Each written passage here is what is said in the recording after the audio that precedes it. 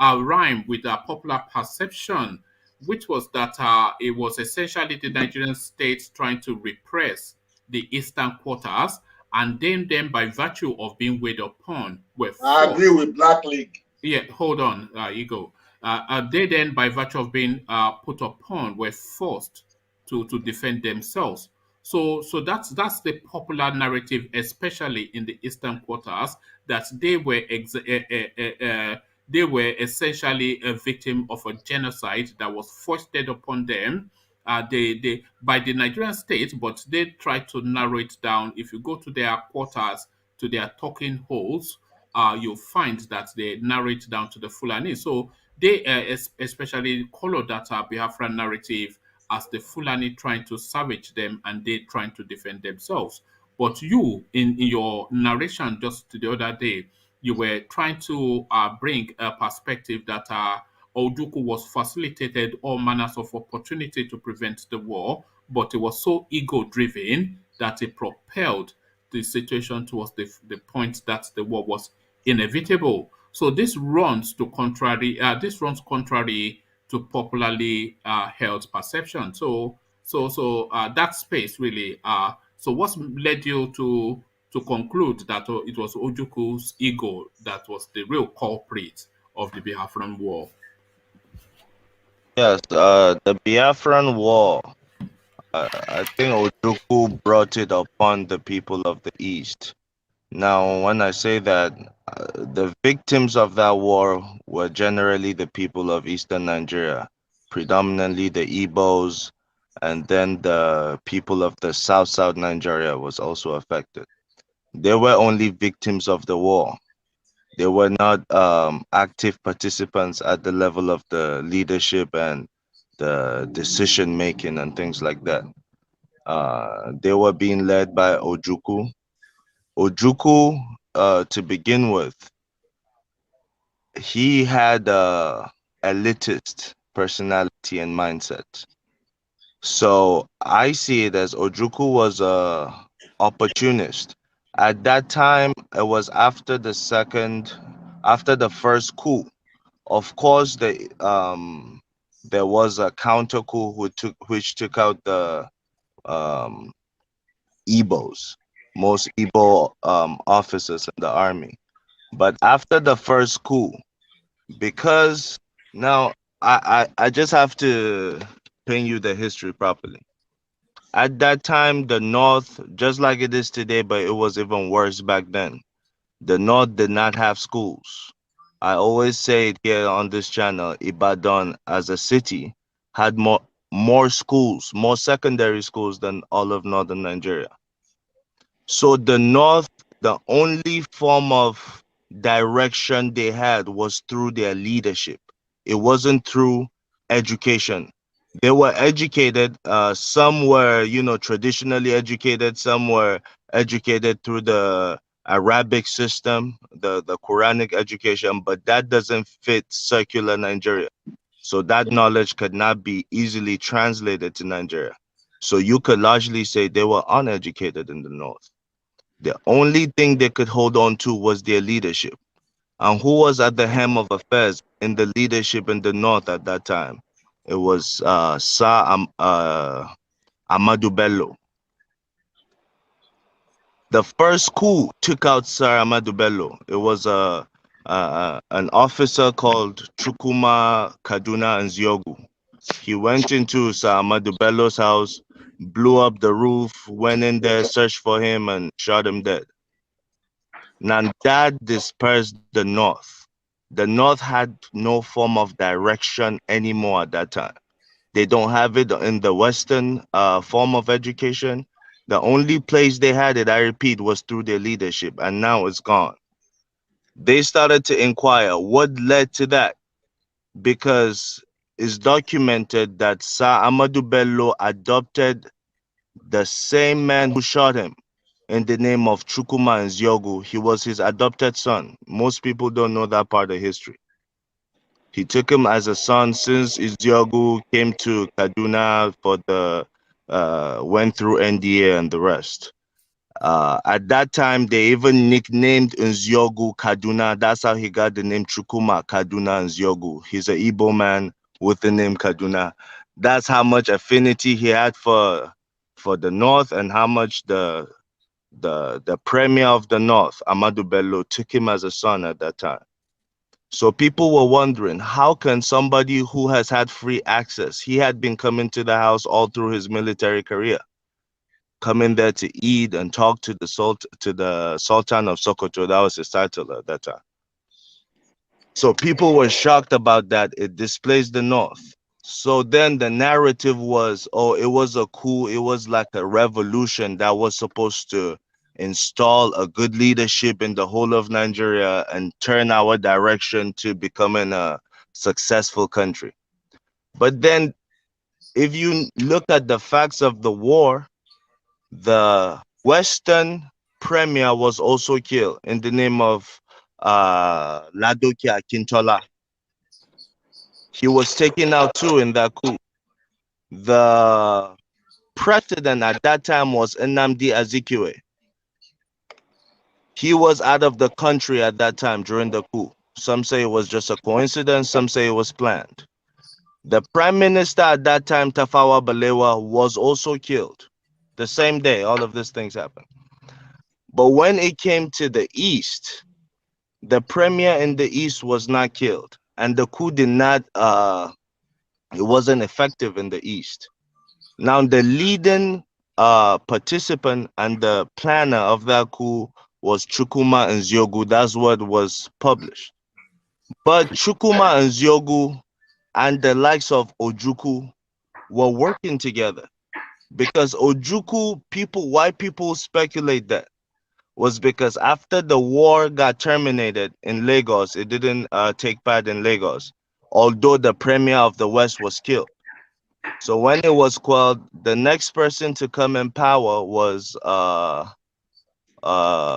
General Aguiyi Ironsi. When Ironsi came in power, everybody was shocked because they were already looking at it as an Igbo coup.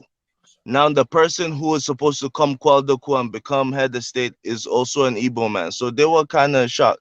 But this is pointing to a group that's not saying nothing about the Igbo people. They had nothing to do with this.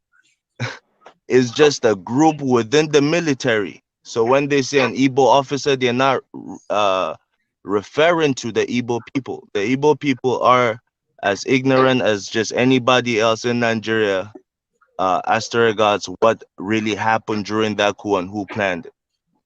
But the facts of the matter is, the top Igbo politicians were not touched. Only the one in the north, the one in the west, and also the prime minister at that time, Tafawa Balewa. Those were the people killed. The north took it as, oh, there's a group within the Igbos that are in the military that want to take over power and dominate Nigeria. But you cannot translate that to the man on the streets. They don't know what's happening, especially in the north. That's why you see so much anger. I had to go research this because I wasn't alive during that time. That was why there's so much anger, and you still see that it hasn't faded away yet. Because the north felt like the only thing they had to hold on to was just wiped out without any provocation. Because don't forget, at that time, the North was working hand in hand with the Igbos. The North rather worked with the East at that time than the West. Why? Because that's how the political party was set up. The political party that was set up in the North aligned with the political party in the East. Now, why? Because the East was looking at it that the North don't have enough educated people to fill in those slots that the British were leaving in governance. So the Igbo saw that as an advantage, that they would be the ones to fill in those slots. While the deal the North made with the Igbos was, yes, you could fill in the slots. The few people we have will now become directors of all those government agencies, while the workforce will be predominantly Igbo. And where you could not find directors from the North, the Igbos would be the directors. And the deal the North proposed was the military would be in the North and then the workforce would be Igbo. That's why the military was in the north, but 60 to 70% of the army corps, the officer corps in the army, was Igbo officers. So you could see that mutual relationship that was working for both sides at that time. Until this coup happened, that's when the resentment started to come. Then the people, the regular people in the streets in the north, I repeat, uneducated, they don't know what's going on. They take it as, oh, the Igbos are against us. They came and took away our leader, not knowing that it's just a group in the army that did that, not the Igbos. What started happening? The Igbos in the north started getting attacked. The Igbos in the north started getting attacked. Their shops being burned. They started being killed and all that. The Igbos started to fear and started trooping down back to their homeland, the east. Ojukwu, to me, because history gives it like it is. Ojukwu took advantage of that. He saw that there is great dissatisfaction in the east towards the northerners, and he knows that the what transpired was that coup. If that coup did not take place, the northerners will be attacking Igbos, and the Igbos will not be fleeing and have that resentment and feeling they're marginalized and all that. Ojukwu knew this. Don't forget Ojukwu'S history. This is a Cambridge graduate, never seen in Nigeria's history. Matter of fact, never seen in, is a very rare phenomenon that a Cambridge graduate, someone goes to an Ivy League level college, graduates, then go enlist in an army to start to be trained by recruits, people who didn't even attain, uh, don't even have a degree. Those would be the people drilling him until he becomes the lowest rank, which is the second lieutenant in the officer corps. So that's unheard of. So people have to understand, okay, why did Ojukwu go into the military to begin with? If it's money, his father was arguably the richest man in the country at that time. He was dealing with the military regimes too, and even before the military regimes came about, he was arguably the richest man in the country. So Ojukwu had that person. His record still stands in Cambridge. He was riding in Rolls Royce Phantoms as a student. Think of how young he was. Think of how young he was when he rose up, when him and Gawan were fighting. He was in his early 30s. This history is way before then. So think of the age of this young man. He had a hot temper. He was in school with the children of world leaders. So I think that started to shape his mind. And he was looking at, how do I become a leader too? How do I get that name president? If not, Ojukwu was in that army, rose through the ranks. He knows what the armory of Nigeria consists of, and he knows what the armory of Biafra consists of. He knew at that time Biafra has no air force. Biafra has no navy. The Nigerian army has both. So, and the Nigerian military, sorry, has everything. They could strike you in the air. They could come by land with tanks. Ojukwu knew all these facts. So why decide to put your people through a war when you know you don't even have the armory to get into a war? I'm just going by the facts and I'm asking logical questions. So the answer I got from that is he had to have had that personal and that selfish desire to become president, and he wanted to go at it with all costs, at all costs. There were several meetings that were lined up.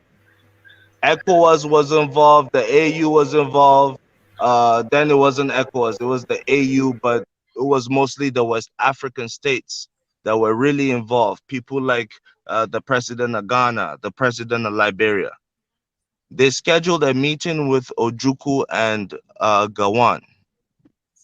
The president of Liberia seated. The head of state of Nigeria seated. Meetings scheduled at 9 o'clock. Ojukwu didn't get there till about noon, leaving two presidents waiting for him. Soon as he came in, he lit a cigarette and started blowing the smoke into Gawan's face while they were seated. that infuriated the president of Liberia, because then he was an older man then. So he was like, this is not even African culture. First you arrive late. That's just to show how I'm just giving you just facts on Ojukwu's mind, how he was thinking. To be disrespectful and be blowing cigarette smoke into the face of a president at that time. He was the head of state, he was the leader of Nigeria, Yakubu Gowon. That was complete. That's not someone who's really trying to come there for the purpose that meeting was intended for, which is peace and reconciliation. Ojukwu wasn't there for that. So that's to show that no meeting they could have held anywhere that would change Ojukwu's mind. At that time, he was determined that, okay, he's gonna fight back. And because his people feel aggrieved already towards the Northerners and their treatment in the North because of that coup that happened. Ojukwu knew this. He said, I will use that. If not, the man who organized the coup, what's his name again? Chukwuma Kaduna and Ziogu. Ojukwu enlisted him into the Biafran army after the war started. Chukwuma Ziogu was the first Nigerian to be commissioned into the military intelligence unit. He was a very intelligent man. He disagreed completely with Ojukwu. He was one of Obasanjo's best friends. Obasanjo even took care of his family after he died. Nziogu told Ojukwu to his face, I am not with you with this Biafra war. I do not believe in secession. What I believe in is for us to have an actual federal government, or at least a confederation within Nigeria. That way we will control our resources, and then whatever we agree with the center, we send to them what we agree on to send to them to the center. That way we will develop. That was what he kept pointing to Ojukwu. You know what Ojukwu did? Ojukwu stripped him of any command of the Biafran soldiers. So he just had the title without any soldiers to command. This is documented in Nziogu himself, the person they call the mastermind of the first coup. So if you could see notable people like that, very intelligent people, the people like the Ojukwu'S, the people in the South, the notable leaders in the South, what did Ojukwu do? He shut them out. So I don't understand that character. How are you going at Nigeria for one reason? You say your people are marginalized. Then you form a Biafra and you're doing worse than what you just accused the Nigerian government of doing to you. You're doing it to your fellow people in Biafra, the people who do not belong to the Igbo tribe. There's no doubts about that. Go ask all the leaders in the South about Ojukwu's treatment to them, and ask them, would you rather live under Nigeria or under Ojukwu's Biafra? And you'll be surprised what they tell you. They will overwhelmingly, and the majority of them will tell you, I would rather go with Biafra, because we know what we experienced under this man, Ojukwu. Now that, again, I repeat, it has nothing to do with the Igbo people.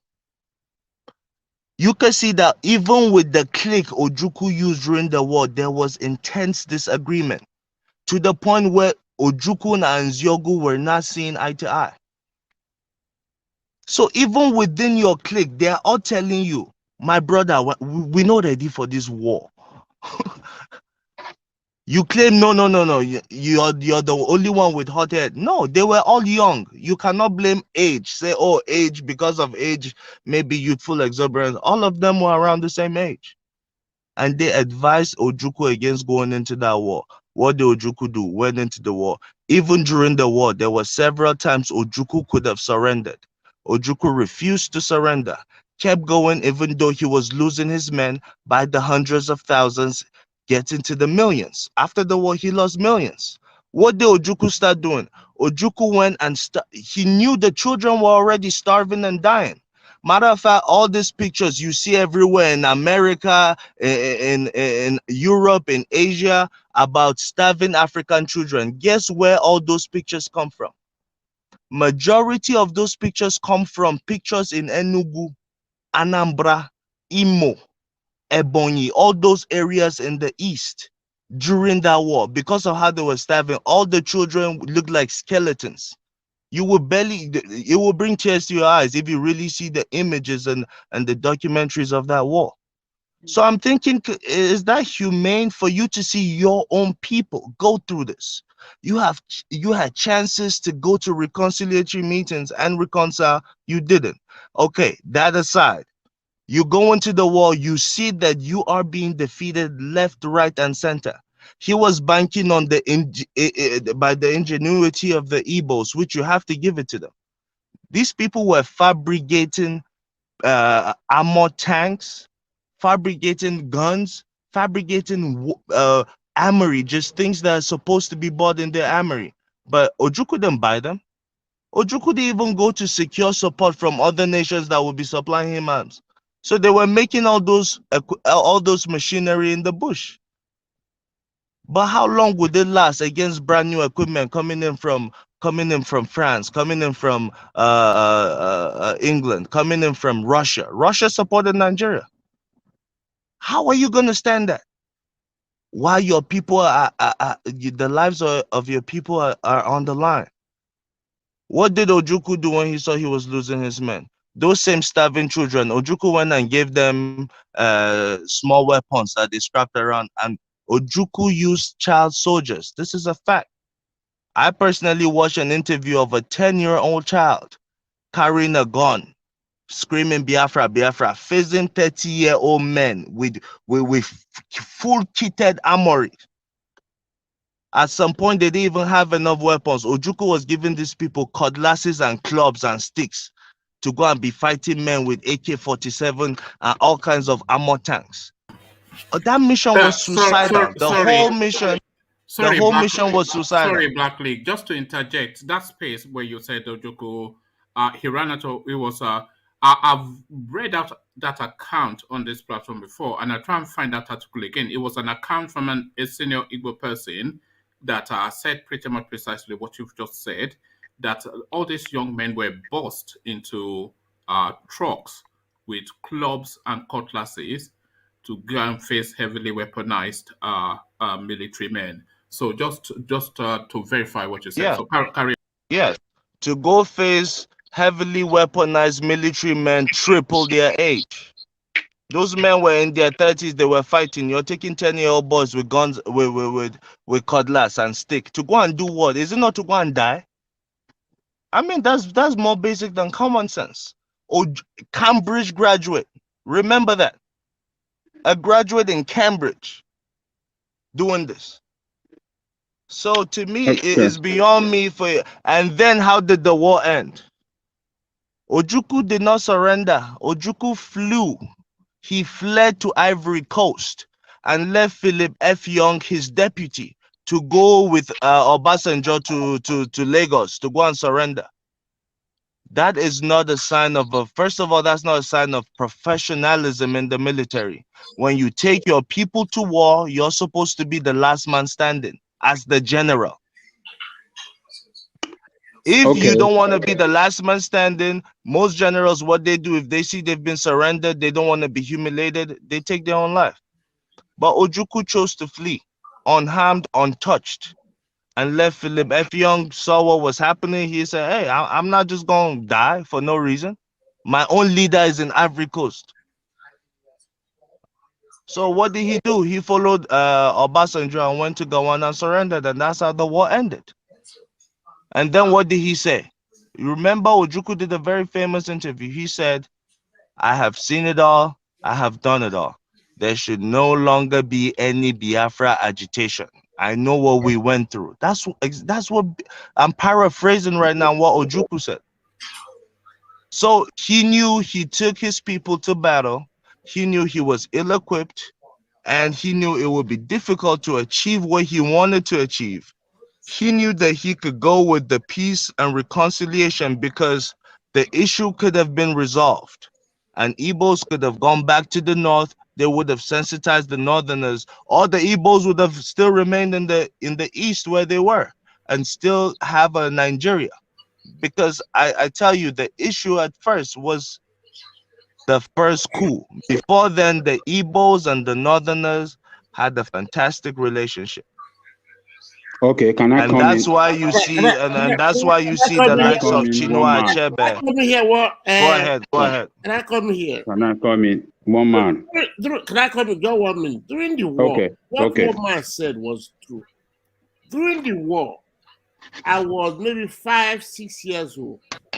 I remember then, when we were in Delta, we ran all the way from Delta through the bush to the edge of River Niger. They call it, I don't know where I don't even know if I remember then. During the night, they came in during Biafra to recruit kids. I was like maybe 5 years old or 5 years old. They didn't just have it. But all the people they recruited, they will take a ship, they moved across the Niger, through the River Niger. I don't think any of those people came back. So what Blackley just said, now he said it. Maybe if I was 10 years old, maybe they would have recruited, I would have been one of those people like that. But now when he said, I have chill in my body that I remember, because when they took you, when you call me, they will make you start marching. You start marching. And the next thing, they put you in the boat. They cross over the Niger. Then you are there to defend the Niger. When you are marching, they didn't give you a gun. It's after you cross over, because it's a running water. Once you cross over, you are in Onitsha or Ogidi, all those areas. That's where they have all the war. So what he just said, because I was 5, 6 years old, and that time they were propagating that we must win. We're fighting for Biafra, all those things. But when I was little, they can't recruit me. But they recruited all the people were in the place with they recruited all of them. They crossed over the Niger. None of them came back. I don't think so. Thank you, Sam. Sam, what you've just said now, this is not the first account that we've heard from somebody that was young. It'll be roundabout. It'll be just. There was a chap that came a few months ago. He's from the Delta region too, and he gave just not too far from your experience that you've accounted now, what his experience was of that Biafra war. So those experiences, they rhyme with each other. He didn't say exactly what you said. He described a different experience, but the tonality of that experience is just, it blends very well with what you've just said. But Ajele Koko, you wanted to have an input. One man, both hold Biafran and on. Nigerian soldiers were recruiting young people. And Yeah. let me just say one short sentence. Yeah, Same in all African war. What it is in all wars, because I was in the military, the fiercest part of the battle is always in the front. So what they used to do, soldiers used to do, was like grab teenagers, right, and push them to that battle, the front line. You understand? Because that's where the collapse has to happen. You understand? But the difference was that the Nigerian soldiers were snatching more like teenagers from all those neighboring tribes, like in the TV, the Benues, the Edos, the Rivers. You understand? But the Ojukwu'S was was snatching more like 10-year-old, more very younger ones. You understand? So they both were using younger people. You understand? But the bottom line is, people that did most of the killing were those young teenagers, were those kids, child soldiers. They were the one that did most of the destructions, during that war. It was the same in all the wars in Africa, as Liberian War, Sierra Leone War. They were the soldiers. They don't want to die in the front line, so they would snatch teenagers, give them some kind of drug or something, just push them to that battlefront, where just to open up the battle, so that way they can know what they are facing. So it's more a war tactic. But anyway, cannon fodder. They use them as cannon. They use them as cannon. Yeah, fodder. because what it is in war is when you're going to the front, you don't know where you will engage the enemy, right? So what it is you want to use somebody to spark the initial battle, because the initial battle was what will determine the battle direction. You understand? So you don't know, because when you're going to the enemy line, the battle will start with a ambush. You understand? So what they do is they will use those young boys and young teenagers or whatever, give them the weapons, right? And start telling them to move forward. And they'll be behind them, right? The real soldiers will be behind them. And let those teenage boys, they just tell them what to do, where to go. They'll be navigating them. So now the initial ambush will start against those young boys, those teenagers, those children, right? So now the soldiers will now know that, okay, now that's where the battle will begin. So they will now hold their positions. And that, you know, so it's a war tactic, which is very evil, man. Very, very evil, you know. My own cousin that we were in that place with, I was so little, I couldn't join. He joined them. Till today, we haven't even the dead body, where he would die, what happened to him, whatever happened to him. Till today, his parents are dead, but your son, we don't know what happened to him. So once they crossed over the Niger, he never came back. After the war, keep hoping, okay, maybe we'll hear from him. He'll tell us where it is. But till today, since 1970s, yes, I mean, you know. All right, thank you. Let's hear from Ajande Koko, and then we start to round off. Ajande Koko, just you wanted to. Yeah, the conscription, Nigerian military did the same thing too, because then in Lagos, those that are teenagers, one of my brother was almost conscripted, taken by the military. It was because he was on the way to school, and they grabbed him. They wanted to take him, but when they saw that a student, he said, "Oh, I'm going to school," and they saw his book that was a young boy, so they let him go. So we felt the war in Lagos that time too. I can remember that in the night, they will tell us not to put on the light, the outside lamp, and even the inside, we should turn off the light in the night so that Biafra will not come and bomb us. Because Biafra make an attempt to come and bomb Lagos, but unfortunately the aircraft crash land at Adekunle. There is this cinema in Adekunle that the Biafran jet crash landed, and they couldn't reach the target. They wanted to come and bomb the Dadan Barrack then. So Biafran put up a very strong fight against Nigeria. Ajale Koko, is it true that hold on. No, please, Mike, let him land, because I want to document all these things that have been said. So let's not. Okay. You were talking about that bombing. That's why I just want to ask. No, let him land then. Yes, because these are historical things that people are does saying. He one question? Does he have a question to ask me? Go on then. You've cut his flow. Yeah, go on, Mike. Okay, so. No, because I heard growing up in Lagos, I heard that Ojukwu dropped 2 bombs in Lagos. That one landed in Obalende and then the other one landed in a lagoon. So I don't know how true that is. That's why I was asking, because he mentioned that he mentioned something close to that kind of narrative. That's why I was asking. It was. I don't know about the bomb landed in Obalende, but I remember that their aircraft, they were, they were flying to come and bomb, the Dam Barrack then. Crash landed in at Adekunle. There was this Adekunle cinema. Then it crash landed on top of that cinema house, and that was when people knew that Biafra was flying fighter jet too. So it was a surprise, and everybody denied there was that information, the past information around everywhere in Lagos. Then in the night, don't turn on, so that to prevent them from seeing, their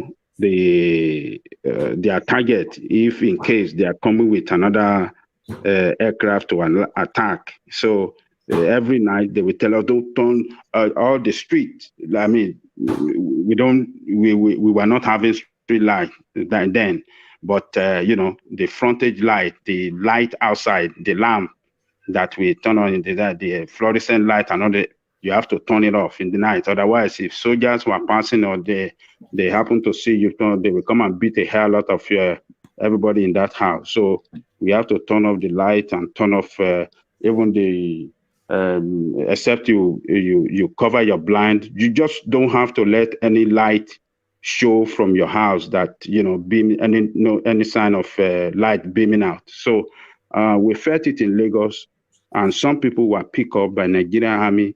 Some teenagers were conscripted. They picked them on the street. People that were going to work, they took them to work because Nigerian army lost some great number of troops too. Black League have said it all. It looked like Black Leaf is kind of one-sided on this issue, blaming Ojukwu mostly for the war. But I want everybody to know that, yes, Ojukwu had his own portion of blame. At the same time, Nigeria have a great portion of blame too. What I'm trying to say here is that after the second coup, prior to the second coup, what do I mean by the second coup? The first coup by Nzegu failed, and that was what brought Hinrosi to power as the head of state. 6 months when Hinrosi was in government, he visited Ibadan. The governor of Western region, that's Adekunle Faji. At that place, when he visited, that was when the Gowon coup struck. Then the Gowon coup the Gowon coup. Stop Gowon coup, man. Stop that, man. Hold on. The coup was masterminded by Muritala and Jogaba. So when they came to Ibadan, they found Hinrosi there. That was where they killed Hinrosi. And the governor of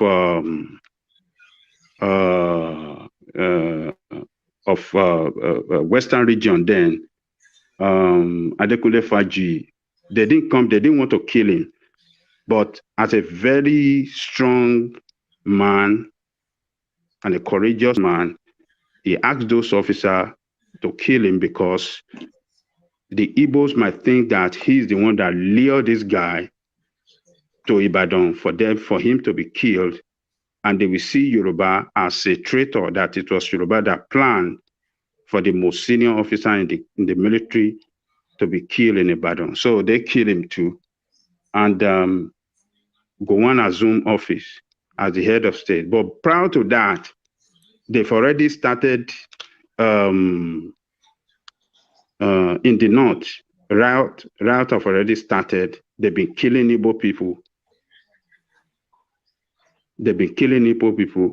So meanwhile, when Hinrosi was there, Hinrosi was the one that appointed Ojukwu as the governor of Eastern region. So they've been killing while Ojukwu was the governor of the Eastern region. They've been killing Igbo people in the north. So, and they now topple Hinrosi, kill Hinrosi. So these make Ojukwu got so mad that, okay, the Northerners have carried out their coup. They killed the most senior military officer who's an Igbo man, and they are killing their people in the north. All Igbo, over 1 million Igbos have returned home because they are no more safe in the north. They returned to Igbo land.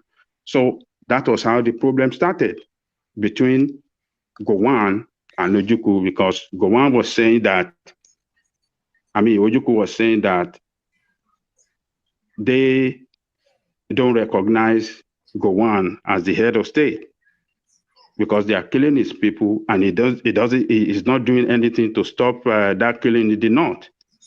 So they are doing this forth and back. Then they went to Aburi in Ghana because Ojukwu didn't want to come to Lagos for meeting. Gowon didn't want to come to the east or anywhere else for meeting with Ojukwu because of security reasons. Both of them are afraid that if I travel to the east, Igbo might kill me. If I come to Lagos, Nigeria might kill me. So the then president of Ghana organized a meeting in Ghana for them to come to Ghana. So they went to Aburi. So they reached an accord. That was what they call Aburi Accord. One of those agreements they reached, which was the most important of those, they reached several agreements, but one of the key points is confederation of regional government.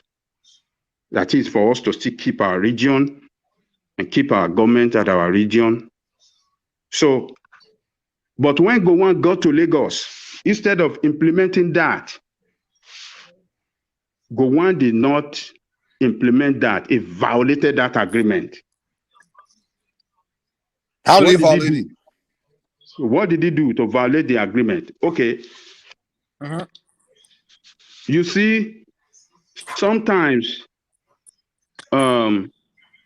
brother kill brothers, or let's say dog kill dog, or what did they say it? So you see the Ken Saruwiwa and some other chiefs in the Riverland area, they secretly went to Lagos to meet Gowon and told Gowon that, look, the agreement you reach in Aburi with Ojukwu seems to us that you have sold us to Igbo. You are giving Igbo the leading position in that region. And they told Gowon that they are not happy with that agreement and they are not going to be part of that region. They don't want to be part of that eastern region, that they don't want to go with Biafra. So Gowon saw this, say, oh, opportunity. They are breaking apart. So what did Gowon do? Gowon now break the region into 3 states. It broke that region into 3 states. That was the problem. Gowon violated the Aburi Accord. Instead of complying with the agreement he reached, he violated it. He didn't keep that confederation of regional government. It broke it into three states. The number one of the it broke it into 3 states. Number one is. Can I ask you a question? Yes. Was that the wish of the people in those other 2 states? Because the 3 states were the South and the Cross River State and the Eastern State, right? Yeah. So were the people in the other 2 states, apart from the Eastern states, is that what they want? Is that what they wanted? The likes of Ken Saro-Wiwa and all the other leaders. No, can I come in here 1 minute, Mr. Link? Ajele Kuku. The true story is that not the South. It was the Oba of Benin, the late Oba of Benin. He was the permanent secretary. He had a lot to do with the war. When they came back from Aburi Accord, Blackley said, Ojukwu was an elite. When he went there, with the people that went with him, they were prepared. When Gowon went there, he wasn't prepared. So at the accord, Ojukwu was able to get everything he wanted. So when he came back, the later Oba, he was the permanent secretary. He looked at the accord. He said, hey, no, this cannot happen. No, Sam. It was the South people that approached the Oba. No. Complained to him and sent him to go approach Gowon. It was the Oba of Benin. because the Oba. No, Oba of Benin was not part of the Eastern region. You have to understand because no. It was one that took Gowon, but Let him however, talk, it was Mike. the Let him South talk. people that approached the Oba of Benin. No. Bendel is the only place we don't have all the areas of the area have army. It is only the Bendel there's no stationary army. Ojukwu was claiming it is part of their area. See, when you look at where the stationed army in all Nigeria, Delta doesn't have a standing army. There's standing army in the east, there's standing army in Ibadan, there's standing army in the north. How about Benin? There's no standing army. So when they come by, when you go by Sam, about Benin has no business in this because they have their own he region. actually They are does. called He actually does. And that's the point I was trying to make. It was the because job they people in have the east Midwest. that wanted They to have reach no Gowon, business and in they this. used. Yeah, They He have no actually business does. in this. There's been the job people in the east, the Adakaboro people, they wanted to reach Gowon to complain their claim. So that's why they were able to reach the Oba Business was his permanent secretary. They were able to reach him to complain to him to speak on their behalf. So Oba Bini was not he was not his business what was going on in the east. But since they reached out to him to use him to speak on their behalf, so he approached Gowon and spoke on the behalf of those Adakaboro people, those Ijaw people in the eastern region. So you can't blame the man for delivering message on behalf of other people. So people keep saying Oba Bini was the one that did it, they did that. No, he didn't do it. He just delivered a message presented to him by the Ijaw people in the eastern region to go on. Anyway, what I know is that Ken Sariwiwa and some chief in the Riverine area, in Rivers and all the rest, they went to Gowon. They went and meet him and told him they don't like that agreement, that it's placing Igbo above them. It's like they're going to be a second-class citizen to Igbo and they don't want to be part of Biafra. So Gowon saw this. It broke the region into 3 states, namely East Central State with the capital in Enugu. The second one is River State, Port Harcourt with the capital. And the third one is Southeastern State with the capital in Calabar. So when Gowon did that on May 22nd, 3 days after, on the May 38th, 1967, Ojukwu declared Republic of Biafra. And you didn't answer my question. What's the question? Can Sarawiwa and other leaders within the South and the Calabar area, them approaching Gowon saying they did not want to be part of that agreement that they reached with Ojukwu, does that reflect that the people in that area did not want to be part of that Biafra Ojukwu was trying to start a war over? Yeah, we can look at it like that, but what of the agreement reached by Nigeria and Ojukwu? Which one is more superior? You've reached agreement with Ojukwu that you will keep the confederal regional government, and now you came back to Nigeria and you violated it. But Ajali Koko, you would agree with me also that the basis of it all was discrimination. Ojukwu felt like he was being discriminated. The Igbos were being discriminated against and marginalized. Correct? Well, the killing of Igbo is the cause of the problem. That is the cause. The killing of Igbo in the northern side of Nigeria, northern part of Nigeria, and the killing of Igbos in the leader, the Inrosi. Yeah, those are the core, the root cause of the problem.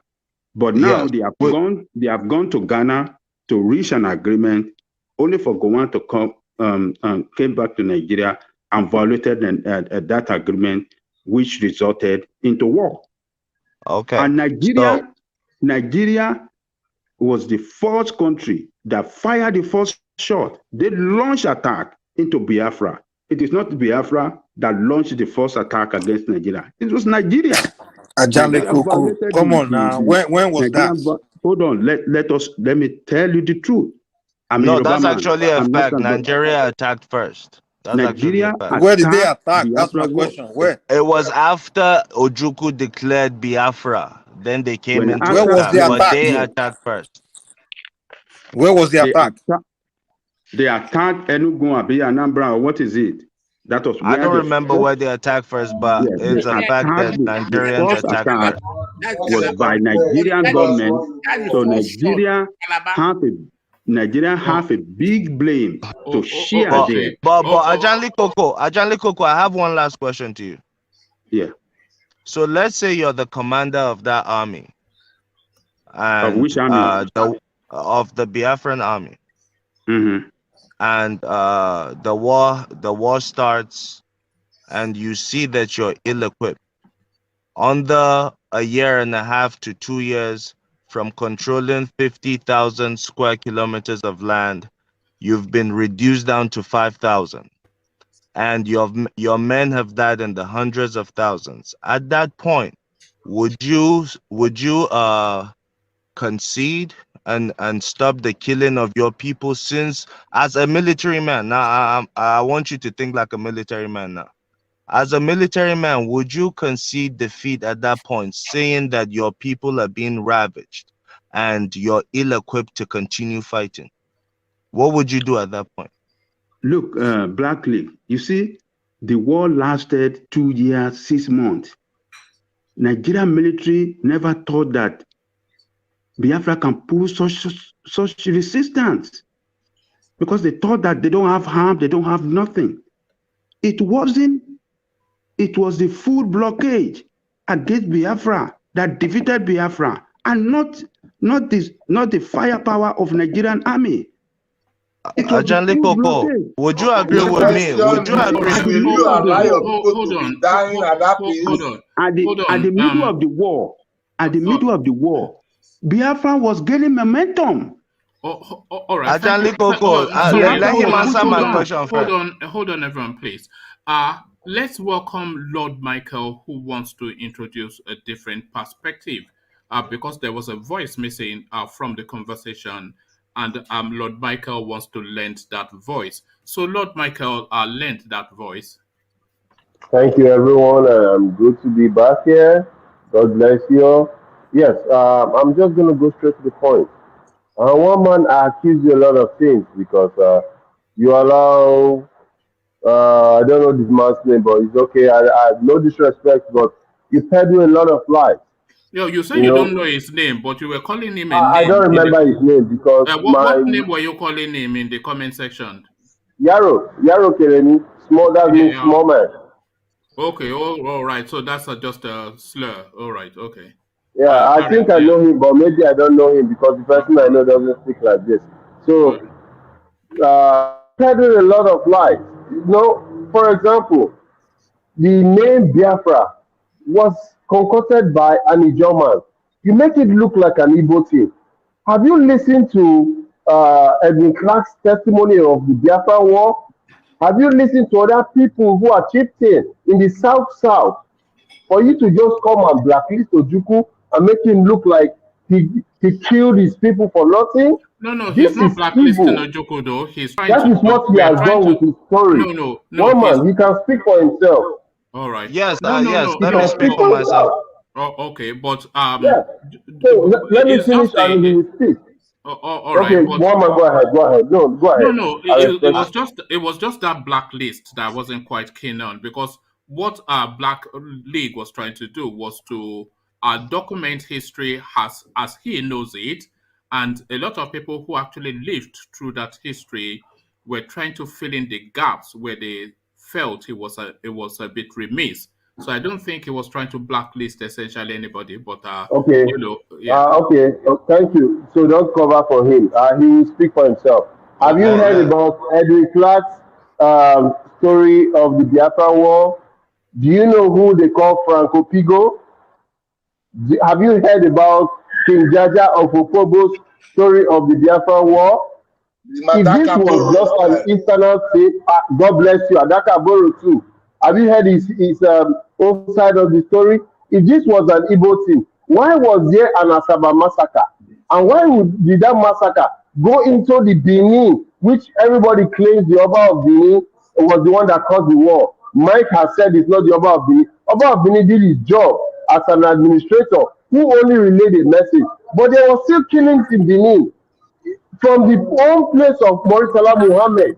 The war But was Ojukwu'S many war, of man. those stories, Or you can give all the story you want. At the end of the day, it was Ojukwu'S war. Period. that is, No, Michael, Mike. shut up, you don't know anything. Mike. Because you always like to say what you want. You just want to Mike. say things to make it look bad. Let's discuss logic. You came Let's here not quoting discuss Samuel Ekpa sentiment. earlier. Because So that we really do not discredits you, want to, man. we do You follow not, propaganda. excuse me, you are just being an idiot by just talking nonsense. See, let me tell you, I'll say something. Take the message, not the messenger. I am not a disciple of Simon Ekpa, but some things he said, Are not you all. sure? It's true because I did my own research. I always do my research. I don't believe in what people say. If you say something, if today Mike says A is A, I will go back and look, is A really A? And if it's yes, I will So say did you no. go back to If look up it's, Samuel Ekpa's bullshit before you came here to spill it to us, you know? that Which is your was very business. ridiculous I've looked because at what he even said. You even my see, 10-year-old son wouldn't have believed Samuel Ekpa, you know? because you are So I an mean idiot that and you don't discredits know you a what you lot. are saying. You are a security man in a guard from the shop, and you claim to be in the army. all right. I've looked, Oh, you are no, not no, in the no. database. Hold on. I must caution both Mike and Lord Michael. So the tone has been elegant for the last 30 minutes, 40 Good. minutes. We are So discussing. no, Sorry, yeah, let's woman. maintain. Let Let's me just maintain apologize that. first of No, all. yeah, no, and I you want to too, apologize. I want to and apologize for yeah. playing to his gallery. I'm sorry, Thank you, everybody. You know, and yes. you too, Mike, and you too, Mike. You are cautioned too. So yeah, carry on. Yeah. This is not really me. But I want us to discuss ideas because a lot of people are learning from us. Instead of us to come and talk what we know, we want to tell stories which we have not researched, which we are not sure. I want us to be able to educate people, for people to know what is true and what is right, for people to be able to take some of what we have said and go do their own research and be able to come back tomorrow and come and challenge us and say, hey, what you said yesterday, this is what I saw. Then you reference them to what you know and where you got your information from, not just to just blatantly say this is right or this is wrong. That is the narrative I want us to have. This is we are the future that they are saying the leaders of tomorrow. That tomorrow is now. Let us begin to live in today and see how we can make a difference for tomorrow. Those people we are hoping on, they have failed. They can never do anything for us. So let us learn to do what is right. If those people who have done wrong, we can change them. If tomorrow is today, I keep saying it. I've been away for a long time. In subsequent time, I will tell you where I have been.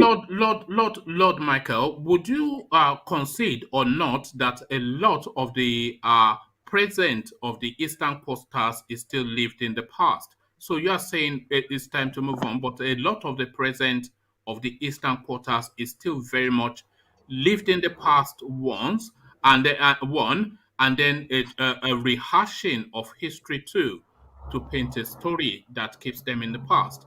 So would you Who do you think concede? is responsible? Yeah, hold on, Nico. Yeah. So would you Woman, concede you that are it's very correct. You see, the problem the East is facing today is from the past. You know, there has always been this saying in Igbo language, I'll put it in English, that the Easterner, that they'll say they don't have a king. You know why? They tend to challenge. They believe they are Republican in nature. They don't believe in what one man will come and tell them. Everybody in East today will tell you they are Republican because they say the Easterner does not have a king. In Igbo language, they'll say Igbo, Enwere Eze. That means the East does not have a king, which means whatever they do is by election. So that is what has been the thing. One man cannot come from the East today You guys, you and gotta say, look let for a us do king, this. man. You guys need a king. And shut up, my friend, and let me talk. When it's your time to talk, you blast, you shoot all your nonsense. So it has been a problem And the Kanu was the new king now, wasn't it? Who is this? Who is this guy? Why are you so rude? Can we have a conversation? I will not interrupt you if you want to speak. You are the one insulting me now. You are telling me that I'm rude. You know. You see, I'm the Kanu. You're not the king. Man, shut your trap. Hey, God. Your king is in What prison kind now. of So animal what? are you? You're just an animal, man. Just keep quiet. Don't make me arrest you. Anyway, so what I was trying to say is the East has always lived in that. It has favored them, it has deprived them of a lot of things. Because the few people they have said, let's allow this person go speak for us, have gone forward and shortchanged them. So now the present set of people we are seeing in the East are like, no, we don't want to have anything. Some of them are saying we're not going to have an election.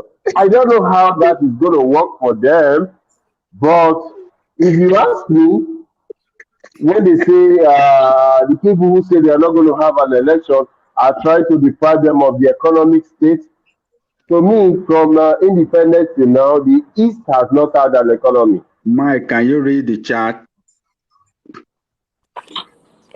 Now sponsor now your uncle be that now. So I don't know. I don't need to worry, you know. Okay, somebody wrote your name. So the East does not really have an economy because if you look at the East today, I saw some videos of roads being divided by gully erosion, and the government did not do anything to that until some tankers went there to fall into it. So to me, I think the East is already a war zone, is dilapidated, and there is no care about them. So for me, the East doesn't really look like Nigeria. Whatever anybody does in the East or whatever is going on in the East is just like it's a sorry state. Sometimes I pity them. I'm happy I'm not from there because I don't know how I would have felt if I'm from the East. I thought you were So from the East, Lord Michael. no, Are you not an Anambra I'm man? no, I'm not. I'm from the South. I only schooled in Nah, don't Enugu be State. denying, please. Don't be denying say you come from the east. Come on now. You're just a fool. This guy is just a moron. Settle down, settle down. Because the east look like Somalia. Nah, you don't want to go there. You know what? You know what, Mike? I'm from Delta, and I experienced the war. All the people that fight for Biafra, most of them are from Delta. So you God can't bless you. say Delta did not support them. When you mention Zogu is from Delta. Yeah, it's from Okpana. People. Delta Igbo. And he's the one who killed Josami. He's from Delta.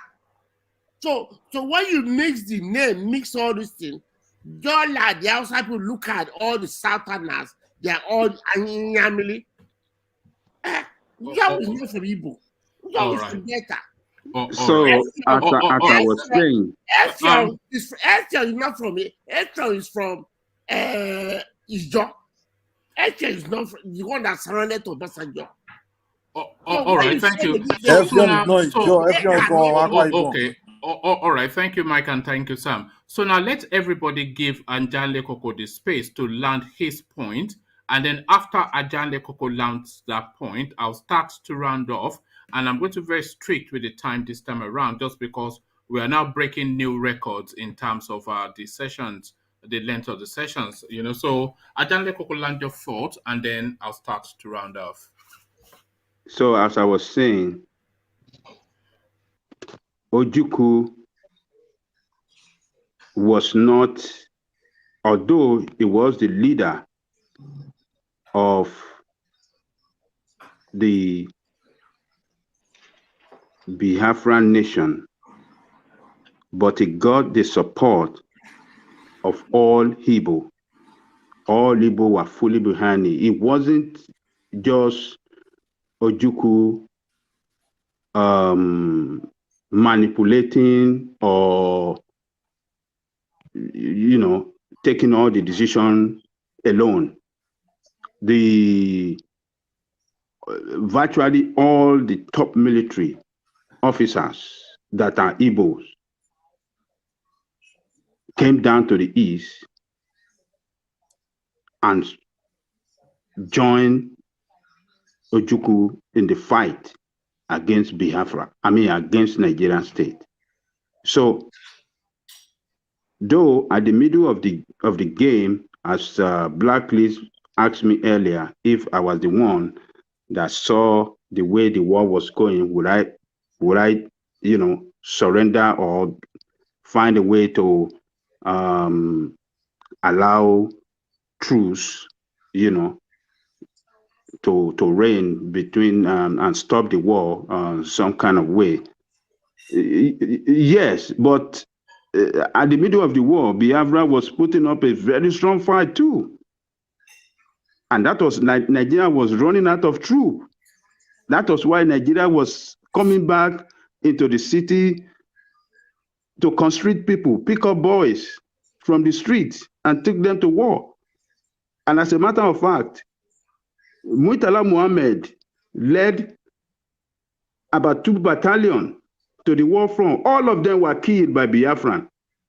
He couldn't gain entry into Onitsha, or maybe is it Enugu or Onitsha? They were all killed. It was Yoruba. It was Yoruba soldiers led by what do you call it?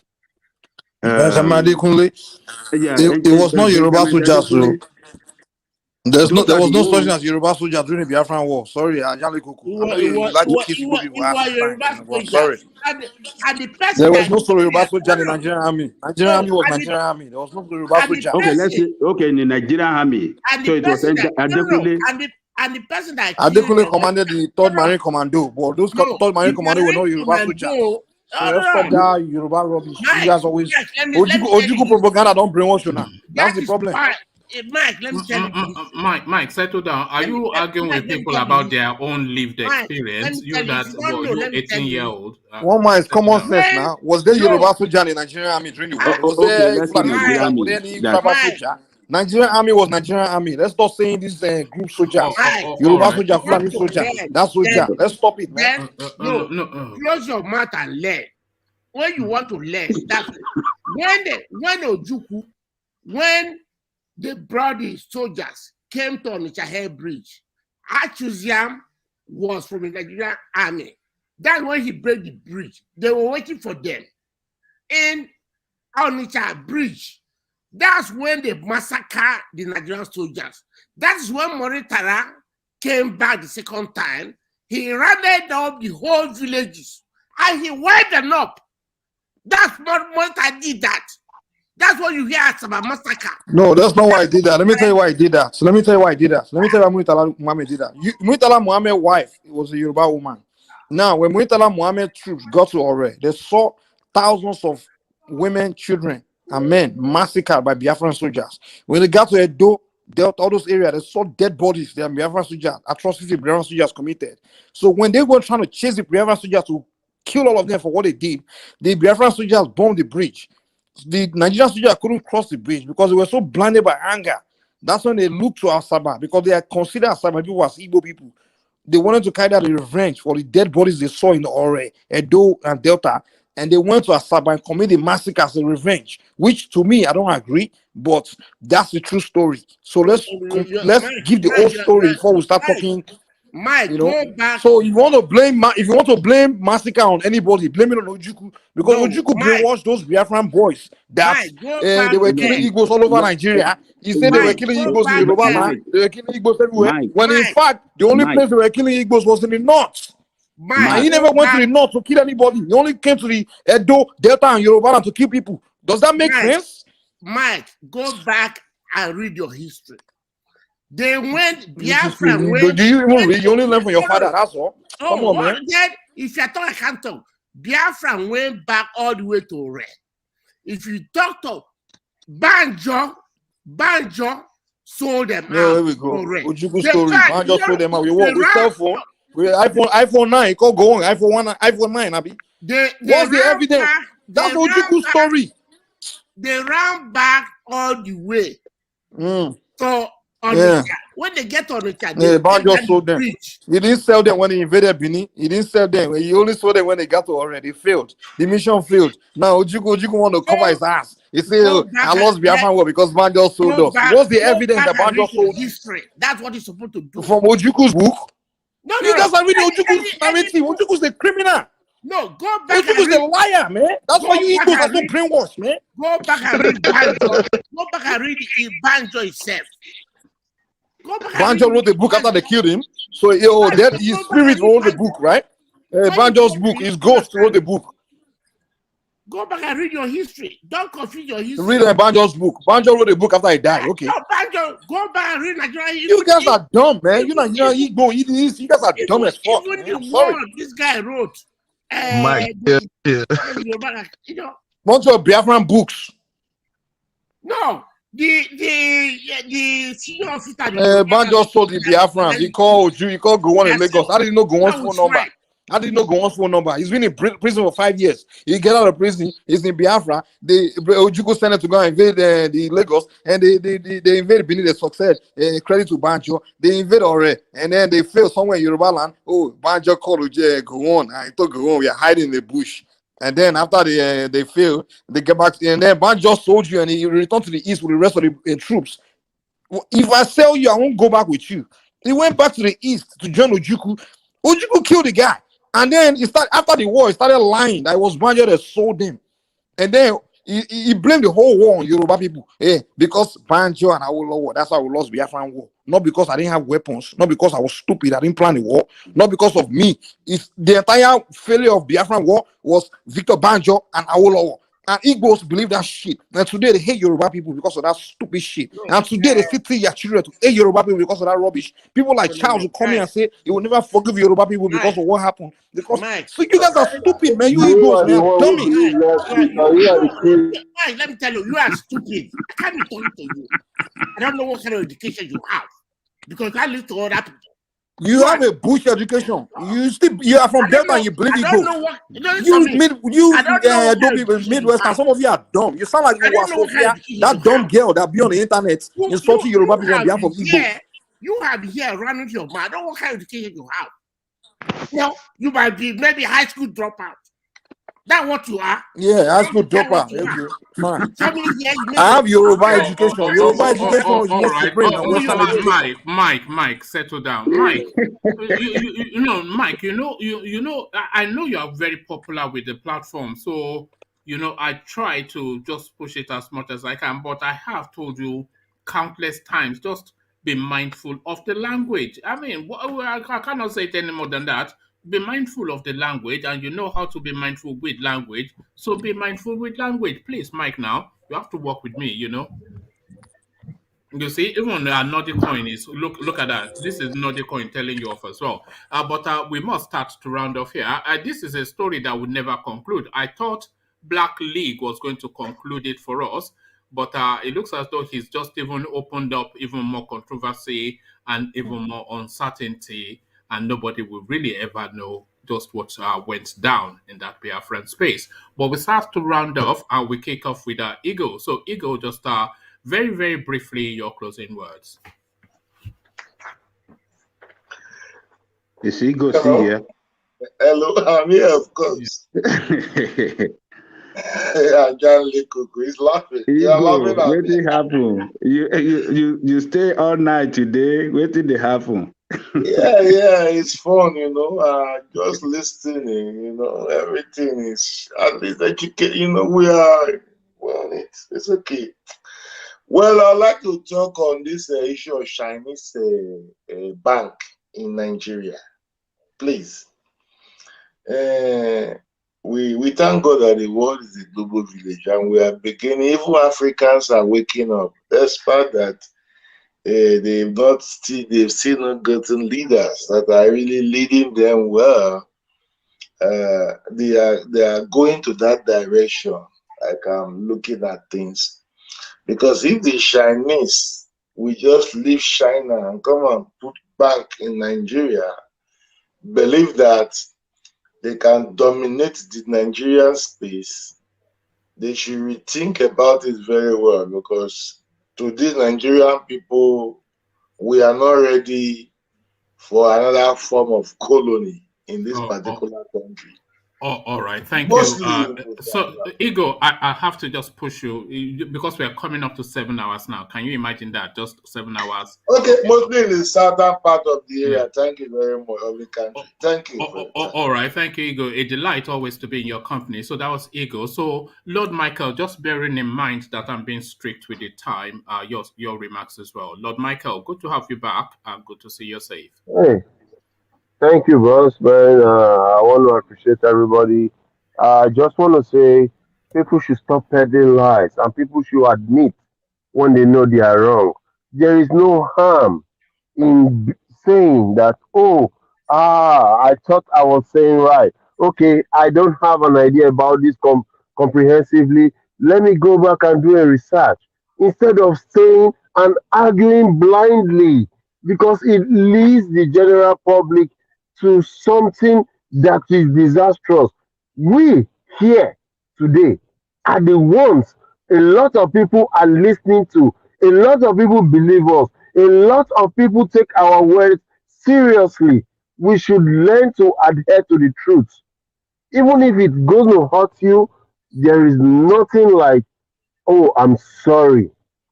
I know many times that I've given some information and people have contacted me. I'm like, oh, this is what I thought. There are many ways to say I'm sorry. You don't need to come out and say I'm sorry. You say, oh, I made a mistake.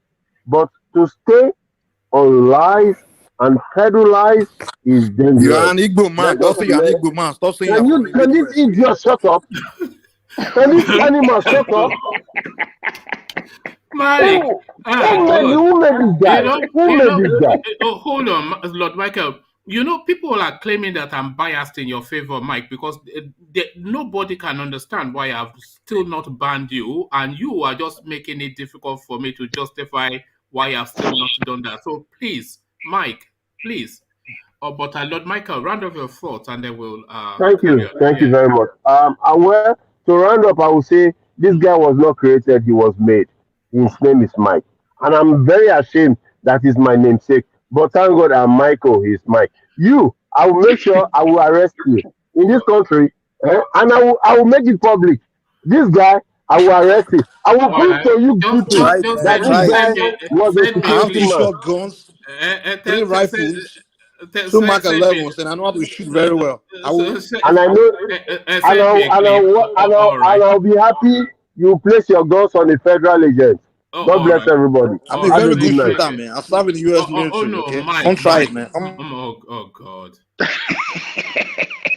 Do I even give you? Let me just let Mike go cool off, because I think if I let him have his closing remarks, it's just going to wild it up. So, thank you, Mike. Let me go to Sam next. And Sam, bearing in mind I'm being strict with the time, just your closing remarks, Sam.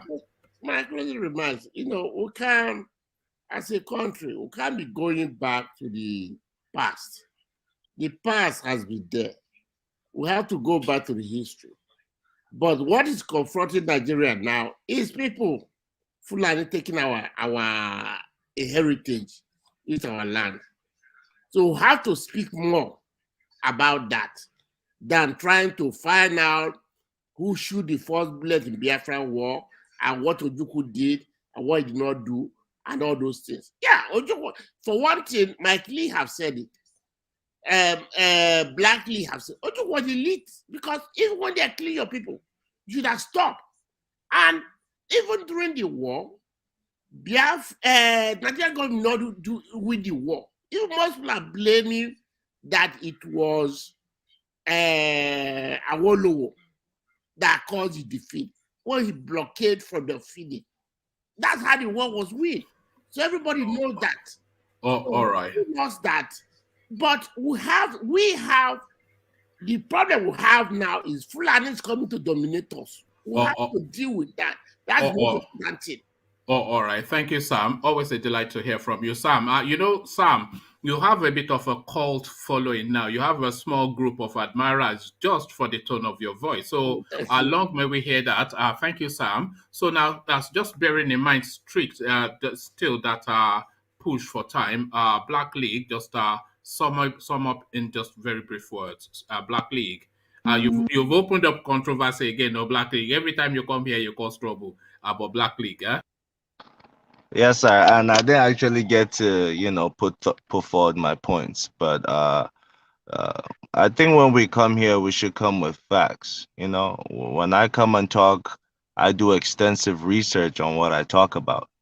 That is not even intended. The research is not even intended for this platform, but just research, just for me to know what happened in history, because history is a compass and it's like a clock. It tells you the time of day you're in, and it gives you a compass direction to your path forward. So that being said, with regards to the Biafra War, I think people should, as a starting point, people should really go check out the letter written by Chukwuma Nziogu to Obasanjo about Ojukwu after the war started. I think that will really open up a lot of things, and this public information, it's not hidden. So, and also when we come, we should, try to put forward our thoughts articulately, and that way our points are heard and understood instead of the name calling and all that. That takes away. No, you're asking for too much. These my guys, I've given up on them. They just come here for kung fu fighting, especially Mike. But that's not Yes, the but right place for I here. just want to end on that. Please read Nziogu's letter to Obasanjo, talking about how Ojukwu boxed him out of power, even within the Biafra construct. And it was simply because Nziogu did not agree with the Biafra narrative. He wanted a confederation. Thank you. All right, thank you, Black League. Always a delight, and always controversial, but always so elegant in tonality as well. So thank you, Black League. Hope we see you more often. So Ajanle Kokona just really condenses just to a very short summary to close things off for us. Ajanle Koko, ladies and gentlemen. I want to thank everybody that come on the platform tonight for spending almost 7 hours, to discuss political situation in our country. I really appreciate everybody, particularly those that are chatting behind the scene. I really appreciate you all. There's one of our friends that we have not heard of for some time now, Plenty Water 77. I want to tell you, if you are somewhere listening, I think we miss you. We miss your chat. You need to find time and come and give it to us the way you would normally chat it out. So I will be looking forward to seeing you back as soon as possible. On the Ojukwu and Nigeria matter, I think that if Nigeria have complied fully with the agreement they reached, the Aburi Accord, if Nigeria has complied fully with the Aburi Accord, the war will have been prevented. But Nigeria did not comply fully to that accord because some brothers from the southern part went to convince Gowon not to comply to that accord, and listening to them, and we are discussing about the unfortunate war that ravaged our country. A lot of people were killed, people that lost their loved one. I believe they still miss their lost one today on both sides, on the Biafran side and on the Nigerian side. It was a senseless war. It should have been prevented. But here we are today. We are still in the same nation where we have people in power, in government, that doesn't care about the well-being of their people. We have the president that is so, tribalistic, as we could call him. A president that does not govern with the rule of law. President that administration does not violate human rights. We're in a democracy.